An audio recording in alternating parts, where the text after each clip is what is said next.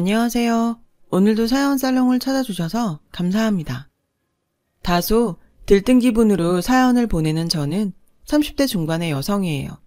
일찍 은퇴하신 아버지의 사업을 물려받아 건실한 IT 중소기업을 경영하고 있는 젊은 경영자이기도 해요. 혹시 바퀴벌레 부대가 달리기 하는 소리를 들어보신 분 계신가요? 좀 거북스러운 이야기이긴 하지만 저는 똑똑히 기억을 해요.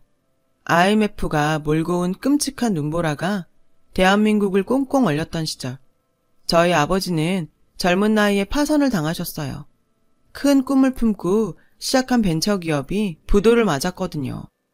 저희 가족은 살고 있던 단독주택에서 쫓겨났고 곰팡이 가득한 반지하방에서 세 식구가 옹기종기 모여 살게 되었어요.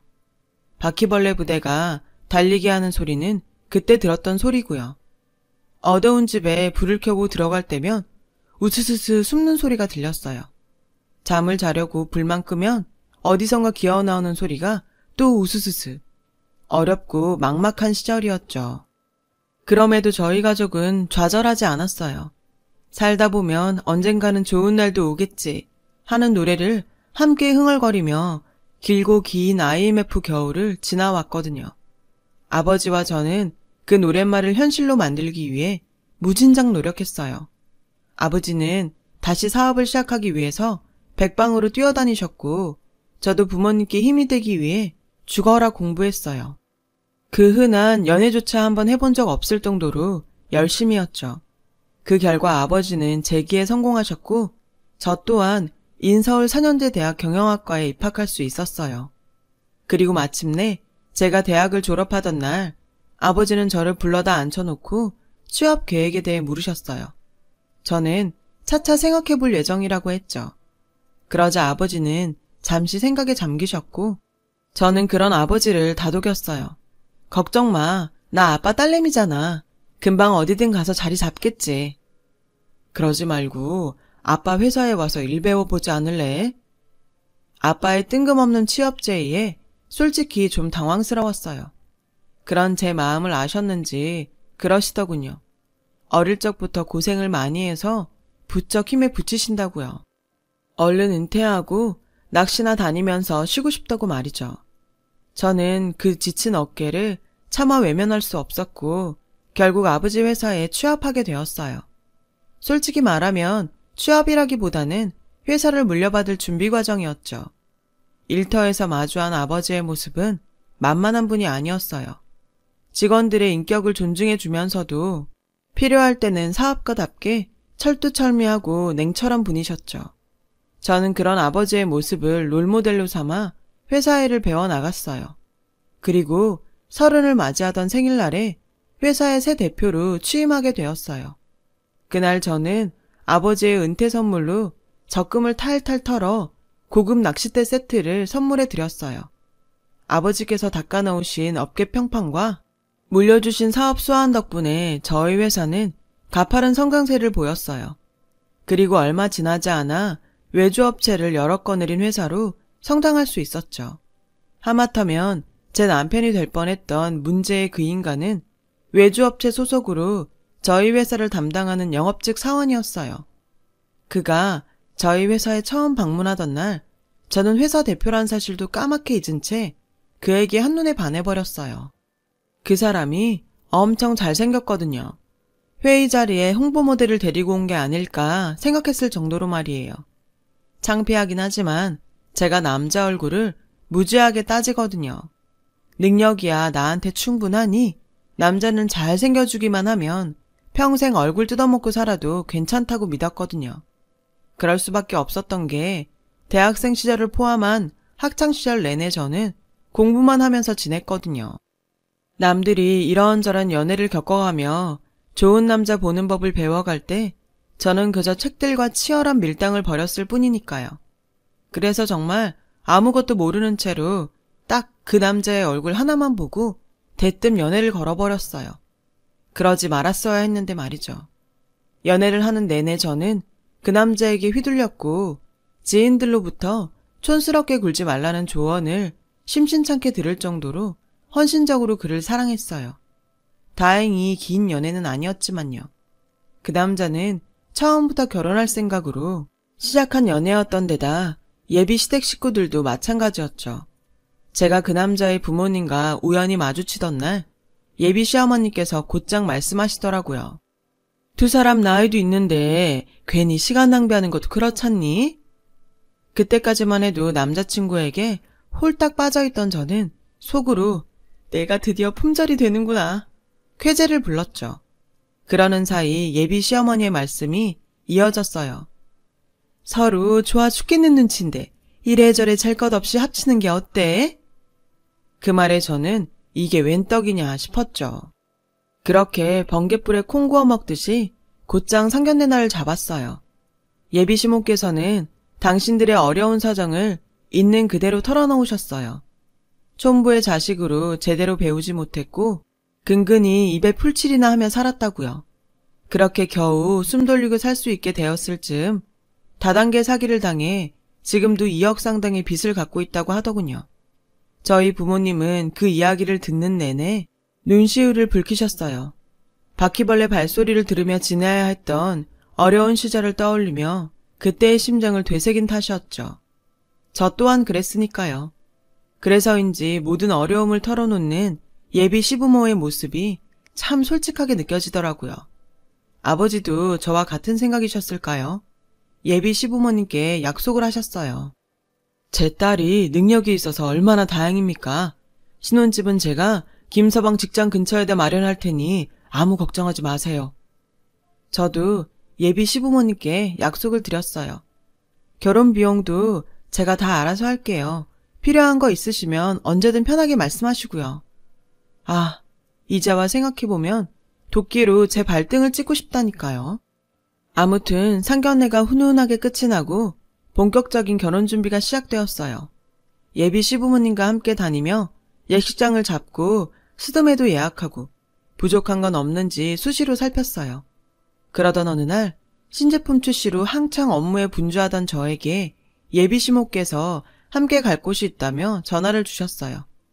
죄송해요 어머니. 제가 지금 중요한 회의 중이라서요. 아가, 네가 사장이라고 하지 않았니? 사장이 시간도 마음대로 못 쓰니? 예비 시모의 목소리는 무척이나 단호했고 저는 무슨 큰일이라도 났는가 싶어 급히 회사를 나섰어요. 예비 시모는 정신없이 도착한 저에게 눈길조차 주지 않으셨어요. 오직 제가 타고 온 차에만 관심이 있는 눈치셨죠. 차 꼬라지가 영 그렇다. 너 국산 타니? 아무래도 젊은 사업가이다 보니 너무 비싼 외제차를 끌고 다니면 헛바람 들었다는 시선을 받을 수가 있어서요. 사업상 굉장히 중요한 문제고 요즘은 국산차도 잘 나와서 괜찮아요. 예, 너만 괜찮으면 뭐하니? 이제는 네 얼굴이 곧 네 남편 얼굴이야. 앞으로는 신경 좀 쓰고 다녀. 예비 시모는 뒷좌석에 올라타며 마치 저를 운전기사 부리듯 말했어요. 그렇게 저는 운전석에 앉아 예비 시모의 지시에 따라 낯선 도로를 달렸어요. 도착한 곳은 지방의 어느 마을이었죠. 알고 보니 예비 시모가 친척분께 저를 인사시키려고 부르신 거였더라고요. 그래요, 인사? 당연히 드려야죠. 그런데 친척분과 마주 앉은 상황이 영 이상하더라고요. 예비 시모와 친척분께서는 서로 굉장히 어색한 눈치셨어요. 특히 친척분 얼굴에는 당황한 기색이 가득했어요. 시모께서 열심히 대화를 이어가려 노력했지만 몇 마디도 채 이어지지 못할 만큼 서먹한 분위기였어요.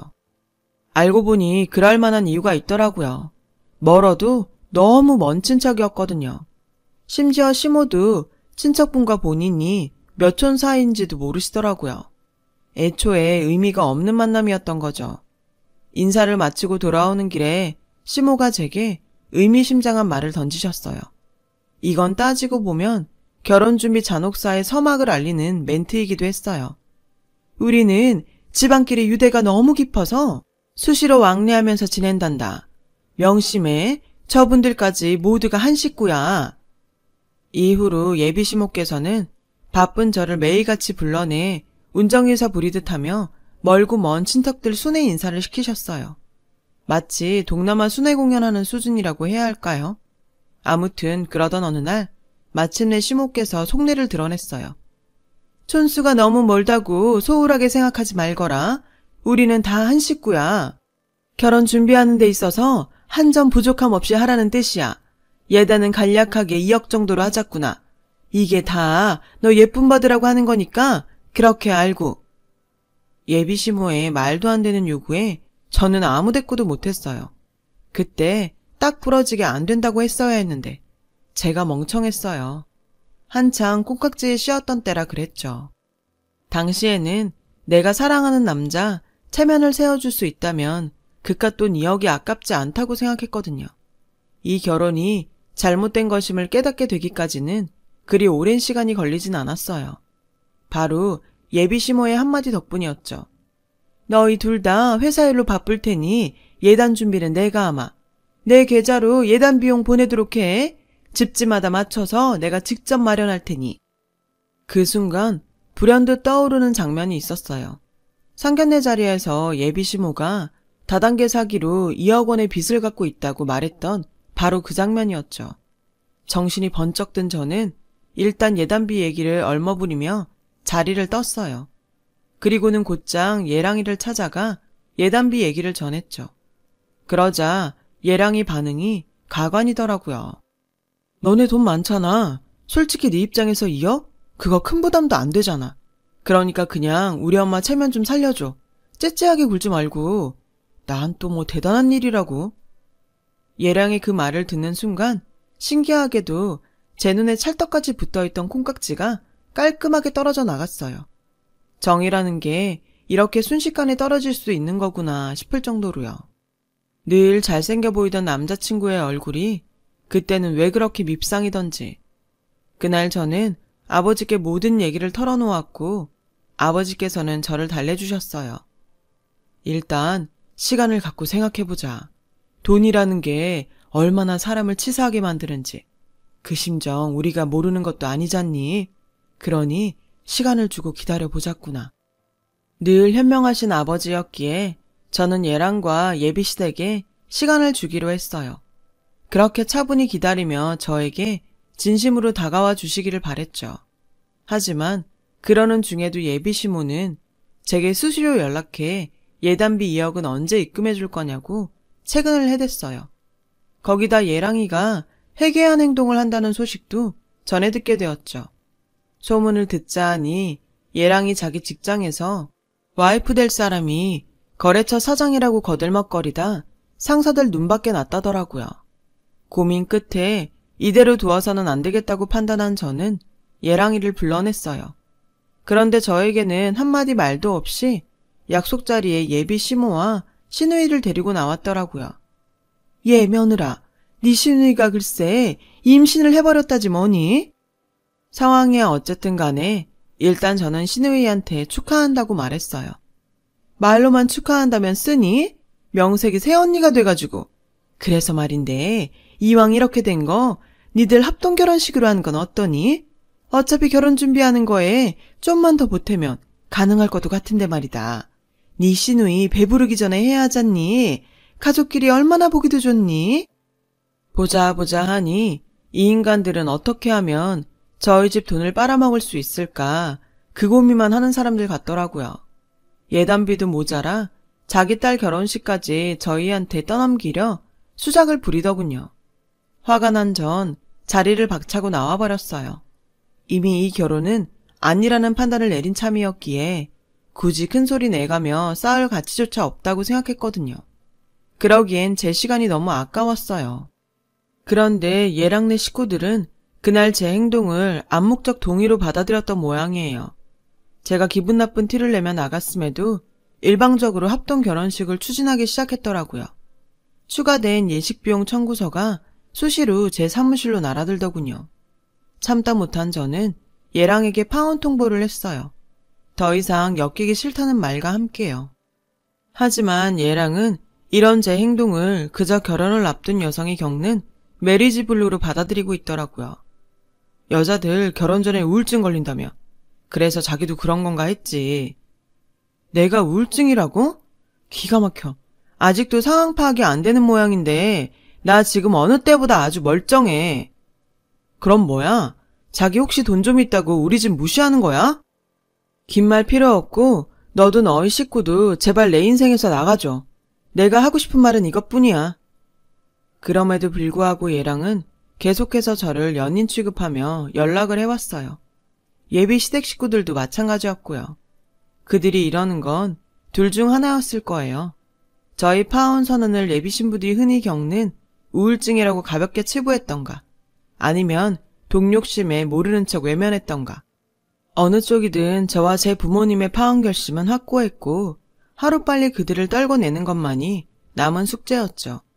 그 후로도 그 염치 없는 식구들의 선을 넘는 행동은 이어졌어요. 사람과 사람 사이에 맺어진 관계를 끊어내는 게 얼마나 힘든 일인지 전 그때 뼈저리게 느낄 수 있었죠. 왜 드라마 보면 진상 떠는 가족들의 행동력이 어마어마하게 좋잖아요. 맞아요. 현실에서도 딱 그렇더라고요.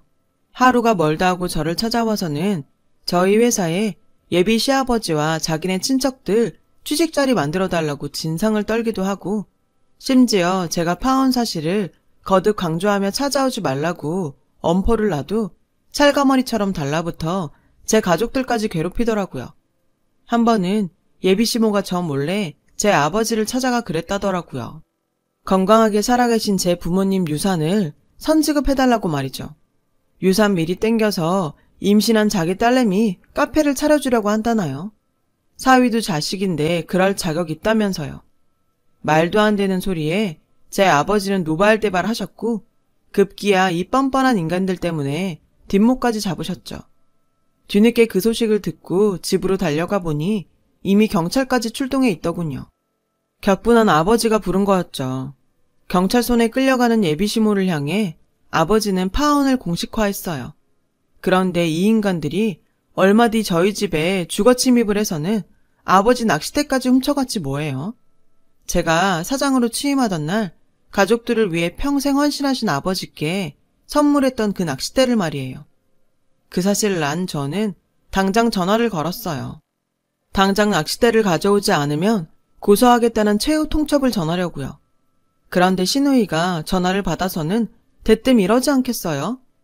언니는 파혼했으니까 결혼 준비한 거 나 혼자 쓸게요. 고마워요. 제가 미처 대꾸할 겨를도 없이 전화는 끊어졌어요. 그때 저는 결심했어요. 이 결혼 얌전히 끝내주면 안 되겠구나 하고요. 그래서 어떻게 했냐고요? 제 결혼식 준비와 신혼여행 준비까지 홀랑 빼앗아간 시누이가 자기 결혼 준비를 이어가든 말든 그냥 가만히 놔뒀어요. 시모와 시누이가 하하호호 즐거워하는 모습이 눈에 선했지만 가만히 놔뒀죠. 시간은 흘러 시누이의 결혼식 전날이 되었어요. 마침내 때가 된 거죠. 저는 휴대폰을 집어들었어요. 그리고는 제 돈으로 준비한 모든 예약들을 취소해버렸어요. 위약금이요. 똥차 치우는 값 낸다 치고 감수했죠. 결혼식과 신혼여행 관련 모든 예약이 제 명의로 되어 있어서 취소는 쉬웠어요. 물론 취소 관련 연락도 저에게만 왔고요. 시누이를 비롯해 예비 시댁 식구들은 아무것도 모른 채로 결혼식 당일이 되었고, 아침에 메이크업을 받으러 샵에 들어간 순간에야 상황을 알게 되었죠. 순식간에 사라진 예식장과 웨딩드레스, 그리고 신혼여행까지. 이건 뭐 아사리판이 따로 없었죠. 시누이네 신랑 측은 말할 것도 없고 시골에서 관광버스 타고 올라온 집안 어르신들부터 축가를 맡은 친구들, 할 거 없이 난리도 그런 난리가 없었죠. 피 같은 남의 돈으로 결혼식 한번 거하게 치르려다 세상 둘도 없는 개망신을 톡톡히 치르게 된 거죠. 예정대로라면 식이 한창 진행돼야 할 시간에 예비시모가 전화를 했더라고요. 시작부터 쌍욕으로 시전하는데 그게 참 물에 빠진 바퀴벌레가 바둥거리는 것처럼 느껴지더라고요. 저는 시모가 뭐라고 노발대발 소리를 지르거나 말거나 침대에 발랑 들어 누운 채로 고소미를 씹어먹으면서 영화를 보고 있었어요. 그렇게 얼마나 시간이 흘렀을까요? 한참을 소화기에 대고 혼자 씩씩대던 시모가 마지막 요구를 해왔어요. 너희 아버지란 양반이 약속한 신혼집 하고 내가 직접 약속한 예단비 2억은 위자료로 보내라. 정신적 피해보상이라고 치라고. 안 그럼 오늘 일 싹 다 고소할 거야. 어머나 세상에, 저를 고소한다고요? 그런데요, 지금 저한테 이러시는 거 협박인 거 아시죠? 이거 녹취 중인데? 녹취 중이란 말에 예비 시모는 바로 전화를 끊어버리더군요. 고소요. 당연히 해야죠. 예비 시누이가 제 결혼 준비를 날로 먹겠다던 그날 저는 이미 고소를 했어요. 그쪽 식구들이 저희 집에서 제 아버지 낚싯대를 훔쳐간 거에 대해서도 경찰에 절도를 신고를 했고요. 그리고 그 밖에 사적으로는 가벼운 업무 전화 한 통도 날렸답니다. 안녕하세요. 유하나 대표입니다. 다름이 아니라 저희 회사 업무를 담당하는 직원 교체를 부탁드리려고요. 아무래도 파혼한 당사자들끼리 업무상 만나는 건 불편해서요. 부탁드릴게요. 그날로 저희 남편이 될 뻔했던 인간은 한직으로 밀려났고 얼마 지나지 않아 권고사직 대상이 되었어요. 저는 담당자 교체만 요청했는데 그쪽은 그걸로는 안 되겠던 모양이었나 봐요. 결혼도 하기 전부터 회사에서 꼴값을 떨어댔던 탓에 미운 털이 박힌 거였죠. 그러게 평소에 처신을 잘했어야죠. 사회생활이 어디 그리 호락호락한가요? 상사들 눈밖에 나면 바로 아웃인데. 그래도 어떡하겠어요. 이게 다 자업자득인걸요. 얼마 뒤 제가 고소한 소장과 권고사직 통보를 동시에 받아든 그쪽 식구들이 단체로 저희 회사에 쳐들어왔어요. 낚싯대는 잠깐 빌려간 거라더군요. 그리고는 나 때문에 직장에서 잘렸다며 아주 길길이 날뛰더라고요. 그 와중에도 신혼집과 애담비 2억을 내놓으라는 요구도 빼놓지 않았어요. 그래서 저는 조용히 저희 회사 파트너 변호사님한테 연락을 드렸어요. 아버지와 변호사님이 함께 나타나자 그쪽 식구들이 하나같이 꿀먹은 벙어리가 되더군요. 그들의 말도 안 되는 요구에 변호사님이 조목조목 반박을 해주셨거든요. 그뿐인가요? 자신들의 이런 무례한 행동이 앞으로 법정에서 어떤 영향을 끼치게 될 것인지도 상세히 알려주셨죠. 상황이 그 정도까지 흘러갔으면 슬슬 체념할 법도 한데 이놈의 진상들은 끝까지 포기하지 않더군요. 아들은 회사에서 잘리고 딸은 결혼식 때문에 파혼까지 당했으니 피해 보상을 하라고 우기더라고요. 그래서 제가 다리에 붙은 거머리에 소금 뿌리는 심정으로 한마디 해주었어요. 돈이 필요하면 납작 엎드려 고개 숙이고 구걸을 하든 직접 땀 흘려 버세요. 대도 않게 고개 빳빳이 들고 요구하지 말고. 난 그쪽들한테 결혼 핑계를 쪽쪽 빨아먹혀 줄 만큼 멍청한 여자 아닙니다. 그러니까 좋은 말 할 때 돌아가세요. 업무방해죄까지 추가하고 싶지 않으면. 결국 그 인간들은 망연자실한 표정으로 돌아갔어요. 그날 이후 변호사를 통해 속속 판결 소식이 들려왔어요. 낚시죄 절도 사건은 유죄로 판결나서 예비시모는 벌금형을 받았고요. 거기에 협박죄와 업무방해죄까지 추가해 집행유예까지 받은 상태예요. 그리고 제 남편이 될 뻔했던 남자는 여기저기 이력서를 돌리느라 바쁘고요. 하지만 워낙 이 바닥이 좁고 소문이 빨라서 서류 광탈 신세라더군요. 그리고 저에게는 축하받고 싶은 일이 있어요. 저한테 애인이 생겼거든요. 똥차 지나가고 벤츠 온다고 하잖아요. 그 말이 딱 들어맞는다고 해도 될 만큼 댐댐이가 아주 괜찮은 남자랍니다. 남자의 부모님도 좋은 분들이시고요. 물론 더 많은 시간을 함께 보내면서 겪어봐야 알겠지만요. 하지만 한 가지 확실한 건 저는 이제 콩깍지에 빠진 채 모기 같은 인간들에게 핏발리던 제가 아니라는 거예요. 다시는 같은 실수 되풀이하지 않도록 정신 바짝 차리고 있거든요. 세상엔 정말 별의별 사람들이 다 있더군요. 지금 제 옆에 있는 사람들이 더 소중해집니다.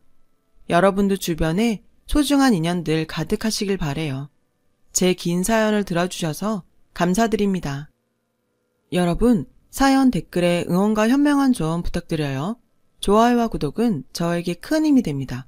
오늘도 좋은 일 가득하세요.